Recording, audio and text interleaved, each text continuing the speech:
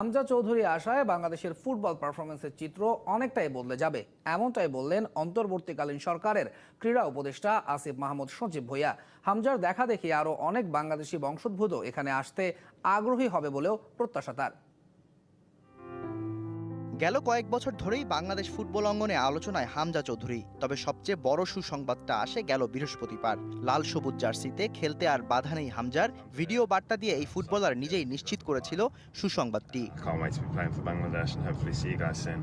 বাংলাদেশ ফুটবলের পারফরমেন্সের গ্রাফ একেবারেই সুখকর নয়, তাই প্রশ্ন হচ্ছে সেখান থেকে হামজা উদ্ধার করতে পারবে তো বাংলাদেশকে? চিত্রটা কতটুকুই বা বদলাবে? হামজা চৌধুরী অনুমতি পেয়েছে, এটা আমাদের জন্য একটা ভালো সংবাদ। আমরা এই ইয়ে থেকেই ফুটবলেও পরিবর্তন দেখতে চাই। ফুটবলেও আমাদের পারফরমেন্স আশা করি সামনের দিনগুলোতে ভালো হবে। হামজার দেখা দেখি সমিত সোমের মতো আরও অনেক বাংলাদেশি বংশোদ্ভূত ফুটবলাররা উদ্বুদ্ধ